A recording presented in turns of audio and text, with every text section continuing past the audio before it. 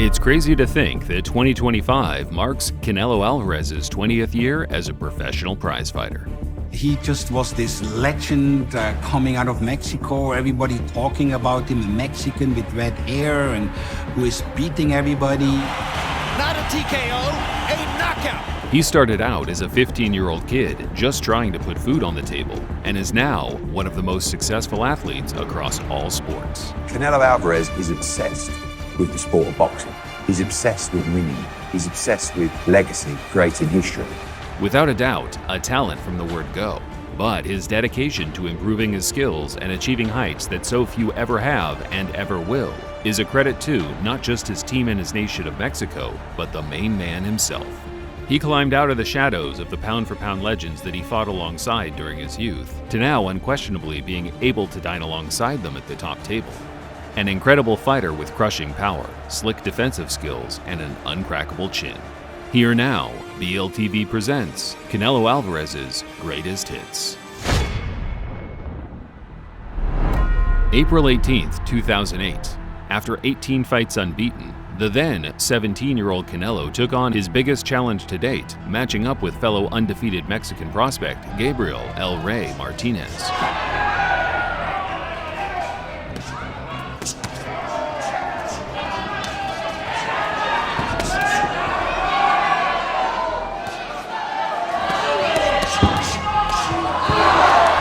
While admittedly a game challenger, Martinez would eventually succumb to the overall class of Canelo, with the lightning-fast combinations only bettered by the spiteful individual power shots, leading to a TKO in the 11th, furthering Canelo's unbeaten streak to 19 with 16 inside the distance. December 5, 2009. Canelo stepped up to face the cocksure American boxing veteran Leonardo Tyner, the Mayweather-affiliated fighter who did everything he could to gain a mental edge before the fight.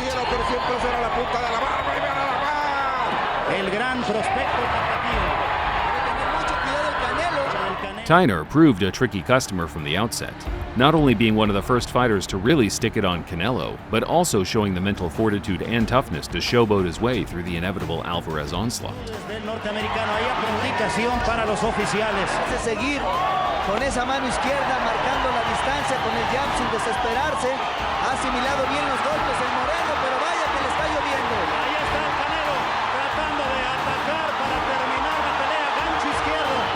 El ataque y de nueva cuenta sacudiendo la cabeza de Tyner, que recibe golpes ya con mucha dureza.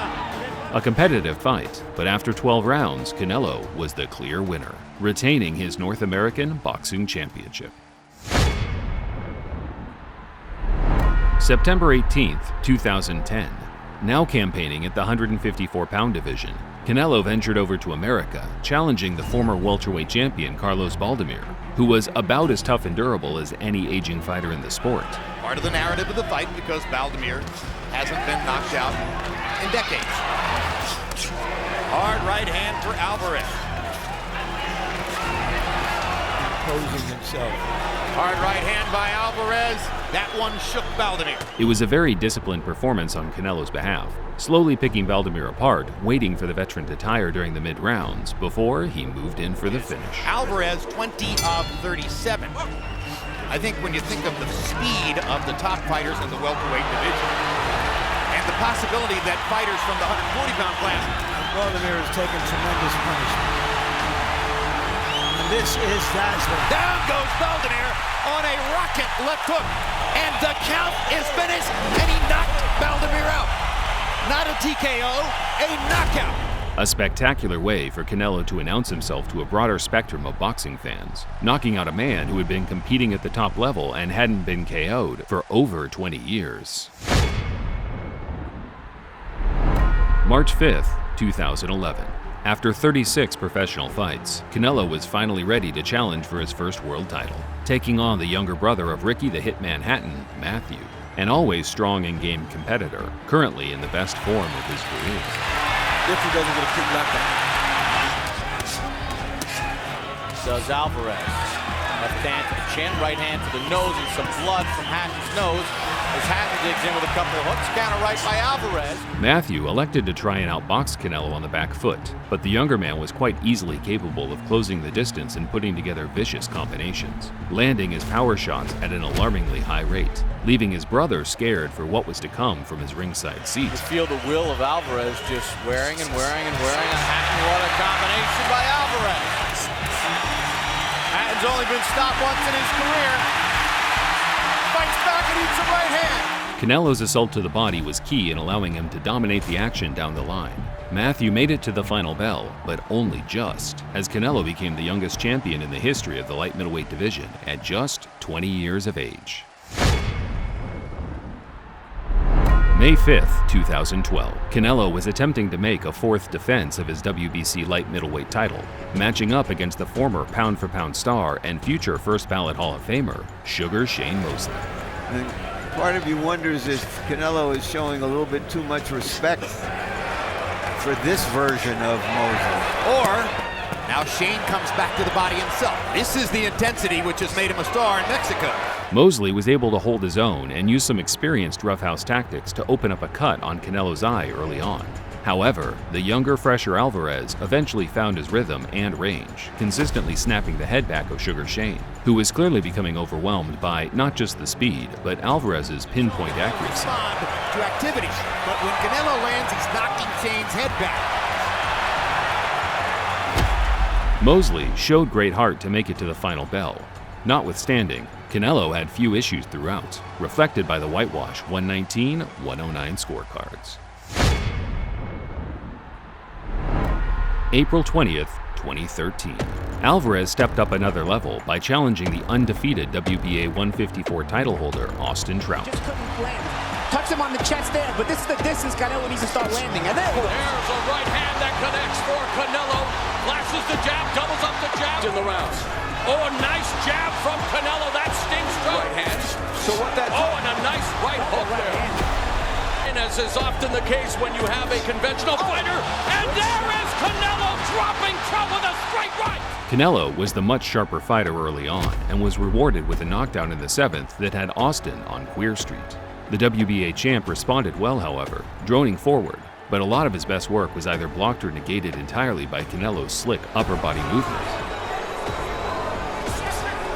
Good head movement. Good head movement by Canelo, avoiding the brunt of that attack by Trout. Trout left it all in the ring, but the story of the fight was simply Canelo landing the better well-timed counters that clinched the closer rounds. Whenever Austin landed well, Saul responded 5 seconds later with something better.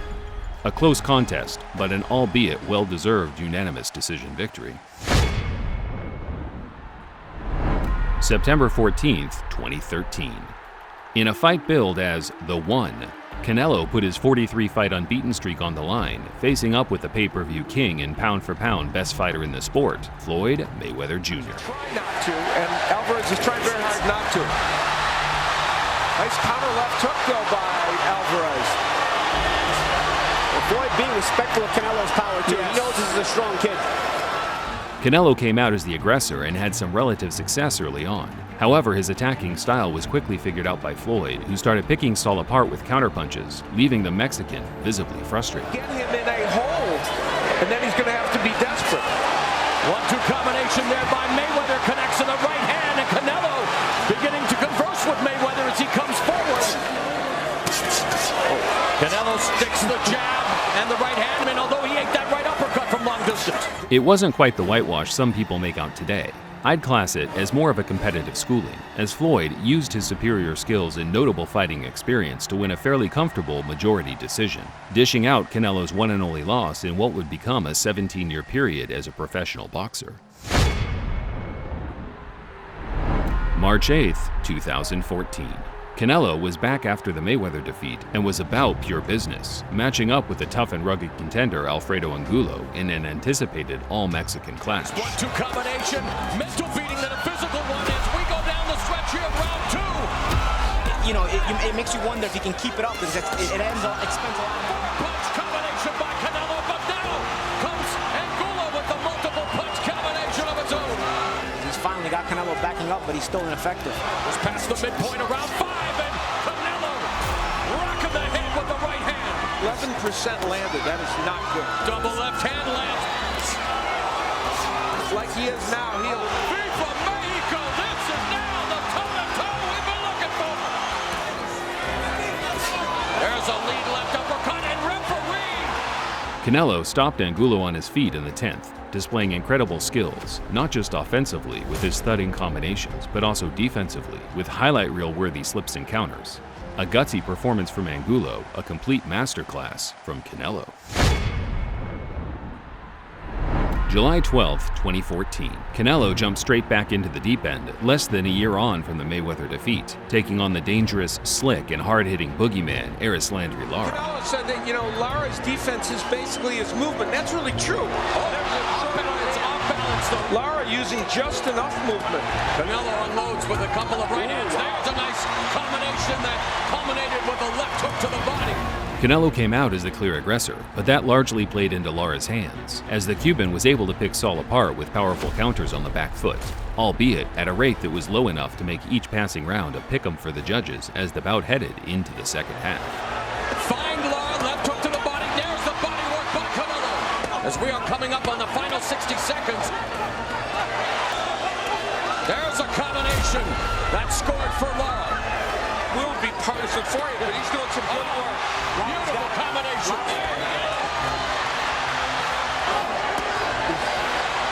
Canelo works the body, but again, there was Lara able to pivot away. Lara boxed a great fight, very disciplined and tactical, but in the end, the judges favored Canelo's aggression and combination punches, resulting in a fairly contested, split decision victory. May 9th, 2015. After the controversy surrounding the Lara fight, Canelo needed a big performance to silence critics and regain momentum among the fans. Although the hard-punching top contender James Kirkland is a dangerous man to underestimate. Right hand by Canelo. Kirkland firing away, lands a left, lands another left. Canelo's getting hit by Kirkland, and he's stuck in the corner. Well, Canelo taking his time and landing the big shot knowing right hand, down goes Kirkland. Kirkland came out applying pressure but was clipped hard barely a minute into the opening round. And while he did make it back to his feet, his legs were all over the place as Canelo opened up and started treating him like a punching bag. And Kirkland's going to make it out of the round just barely. 10 to the body, just like that. Left hook to the body there. And another big left hook. Knocks Kirkland into the ropes. Alvarez landing everything. Straight right, straight right, straight right. Left to the body. Kirkland's going to get stopped if he doesn't throw some shots. Things went from bad to worse in the second. The writing was on the wall for a brutal knockout. All those body shots will wear anybody down. What a savage beating. This is target practice for Canelo Alvarez. Yes, it is. Right uppercut continues to land. There's a perfect straight right hand, and surely's going to stop the fight. What a performance by Canelo Alvarez. Maybe all things considered, the most electrifying of Canelo Alvarez's career. November 21st, 2015. One of boxing's greatest nation rivalries was front and center for the boxing world to enjoy, with the Puerto Rican Hall of Fame great Miguel Cotto offering Canelo a first shot of glory at the 160-pound middleweight division. Lateral movement, clearly a part of the Cotto plan early on. Good right hand by Canelo. And the left hook. After the jab, sometimes just sort of straight right. Canelo just looks so much bigger physically than Cotto. Oh, good right Right hand by Canelo. For Canelo Alvarez. Hard left uppercut. Canelo is really doing some great training to cause Cotto some issues right now. Cotto, as expected, made the fight competitive early on in the close quarter exchanges, but the younger, more astute Canelo was able to absorb whatever Miguel threw and land the much more eye-catching power shots. That left Cotto's trainer, Freddie Roach, no choice but to reevaluate the game plan and revert to a more box and move approach, a style Miguel had excelled at, particularly toward the tail end of his career. Oh, good action. Good, real tough exchanges from both guys. Good body shot by Cotto. One of his best of the fight. Alvarez answers the body shot with one of his own. Tremendous uppercut for Alvarez. Freddie Roach is the greatest trainer in the sport, and the one most capable of making an adjustment that can change a fight. Throws a right uppercut, then slips the left hook. Cotto was able to implement some positive changes, but Canelo's timing with his power punches was ultimately the deciding factor, giving the Mexican vital experience and route to a unanimous decision victory. 2 extreme UFC fighters. That's a good prize fight.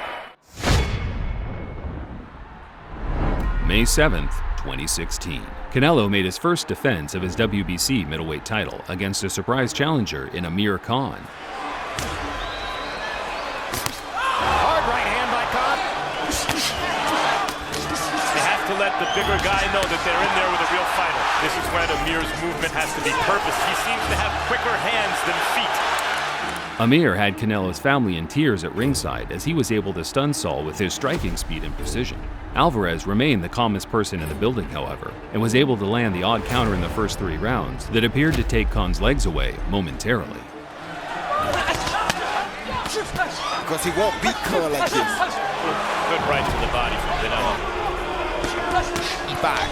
He's taking away his energy, and every... Right hand shot by Canelo. And Kenny Bayless is stopping the fight. Canelo flatlined Khan in the 6th, making his patient, tentative approach count by pouncing when the time was right. The 2016 Ring Magazine KO of the Year.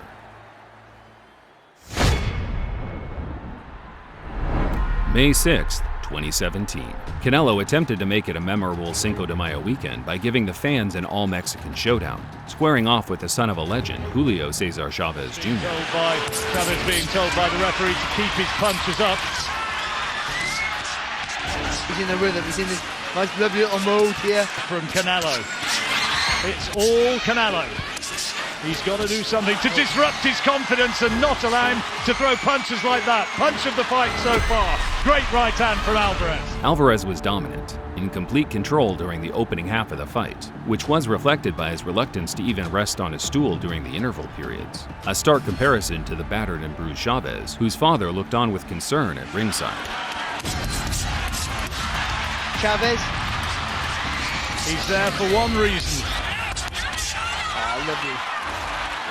I wouldn't go as far as to say a sparring session, because at least Chavez showed some courage to survive the distance. But the much hyped up event pretty much boiled down to watching Canelo hit the heavyweight bag on pay-per-view. Disappointing overall, but that's not to downplay a stellar, all-round impressive boxing performance on Canelo's behalf. September 16th, 2017. After years of torment and goading from fans, Canelo finally stepped up and faced the first true middleweight of his dubious 160-pound run so far. But he didn't challenge any old 160-pounder. Instead, matching up with the pound-for-pound middleweight wrecking machine, Gennady Triple G Golovkin. This is the first round. You got it. Last like he's here in the middle of the ring with Canelo. He's doing very learned from that experience. Right from Triple G. What Canelo wanted to do. He's been waiting. The fight didn't explode into the Hagler-Hearn type of madness fans were hoping for. More so, a display of elite technical skills where both fighters found home for some of the Hail Mary shots that, in all honesty, highlighted the uncrackable chins both fighters possessed, as opposed to the offensive fight IQs it took to set up such intricate shots. He's not landing after these late rounds play out. As this fight goes on, but I have Triple G coming on. I've scored rounds 5 and 6 for Golovkin, but I think those rounds are close. Yeah, right. Like that too. That's Canelo's face. Canelo and Golovkin look nods. Yeah, admires his work a bit. They put their hands together. Canelo is mouth open for the fight for one of the big right from Canelo. Both fighters opened up more during the championship rounds, but even while they were taking more risks, neither could capitalize and take control.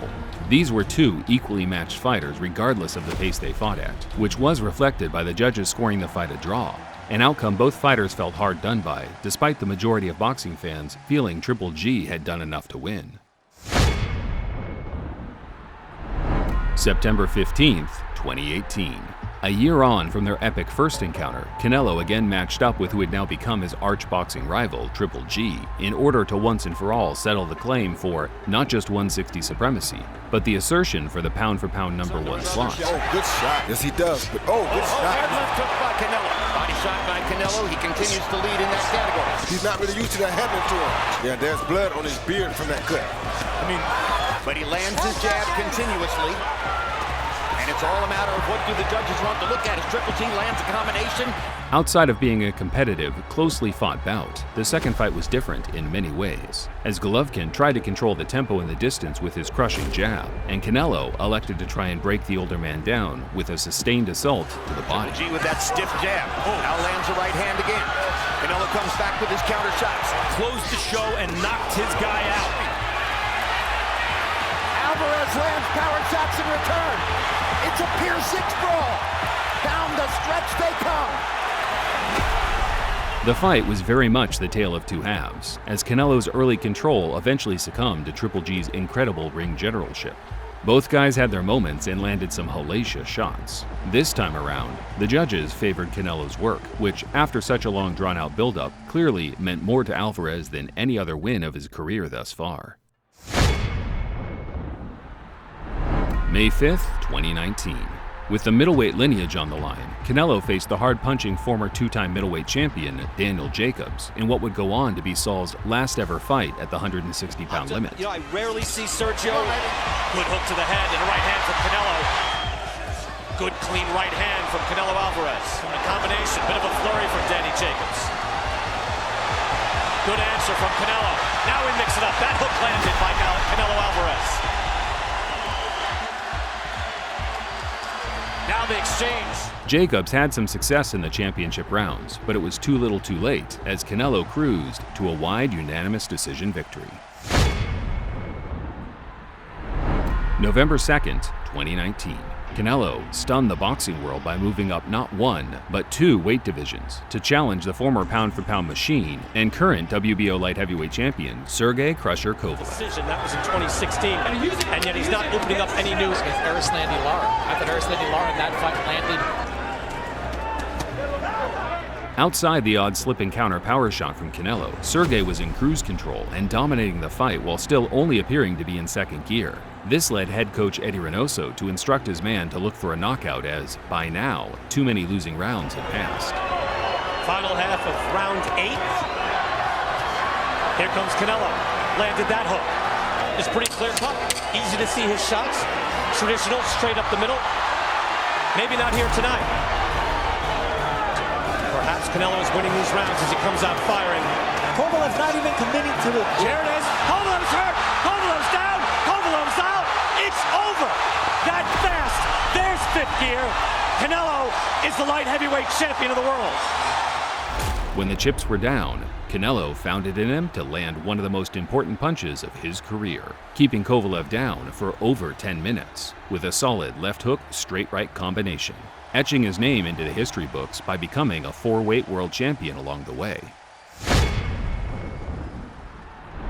December 19th, 2020. After a successful but clearly troubling debut at 175, Canelo decided to move down to super middleweight to start making his mark at the division many would assume would be his optimal weight class, immediately jumping straight into the deep end, challenging the undefeated current WBA and lineal 168 champion, Callum Smith. Jab again in the right hand from Canelo. Shot, but Canelo comes back, and he is throwing much harder right now. Gets Callum Smith up on the ropes in the first 2 rounds. 90, good right hand by Canelo. I think we know who's going to win that battle. Uppercut from Canelo. Brings the head up on Smith. It has been mostly Canelo Alvarez. You know, a lot of Mexican fighters do that. Chavez used to do that. Hard right hand, Smith is hurt. I wouldn't go as far as Chavez Jr., but Smith was beaten in a similar vein, constantly pressured and pummeled up against the ropes, allowing Canelo to land some of the most powerful punches we've seen him throw in a boxing ring. A complete shutout. A dominant victory marking Canelo's early tenure at one of boxing's most exciting and talent-rich divisions. May 8th, 2021. It had been a few years since Canelo had faced a quote-unquote slick boxer, which led to a highly anticipated clash of styles when he faced the undefeated and brash Billy Joe Saunders. He's in the danger zone. Also in the United Kingdom, good morning to when he moves in. He seems to overwhelm Billy Joe. Right hand, back punch in the face. Billy Joe says, come on. These are heavy blows from Canelo. Then Canelo in the ring. He's definitely crafty and clever. I mean, he uses pivots, he uses angles. He's nice left hook from Saunders. Alvarez was certainly controlling the action, but Saunders remained a threat throughout, unsettling the rhythm with his awkward style. Canelo's commitment to big, lunging power shots was either going to be a masterstroke or contribute to his downfall, as Saunders appeared to be growing into things midway through the contest. The body or head, Canelo's looking for the big shot. Landed on the chin. Saunders shook it off. Sticks his tongue out right now. That's a Tyson Fury move. 68-66, Canelo. Saunders took an awkward step back, and now he's holding on. Canelo landed a home run uppercut in the 8th, slipping a lazy Saunders right hook and hammering home by far the best punch of the night. The shot broke Billy Joe's eye socket, leaving him no option but to quit at the end of the round. That added another strap to the collection and moved Saul's record to an impressive 56 wins with 1 loss. Boxing. He's obsessed with winning. He's obsessed with legacy, creating history. His footwork, his speed, his combination, his selection of shots. 1-2 combination, mental beating and a physical one as we go down the stretch here of round 2. And I don't think I've ever seen a fighter as good as Canelo Alvarez up close. He's got to do something to disrupt his confidence and not allow him to throw punches like that. Punch of the fight so far. Canelo's the only one out there for the last decade consistently fighting the very best, consistently going out there and seeking and taking every big challenge. Until somebody else does that on the level of Canelo, there is no debate whatsoever over who the #1 fighter in the world is.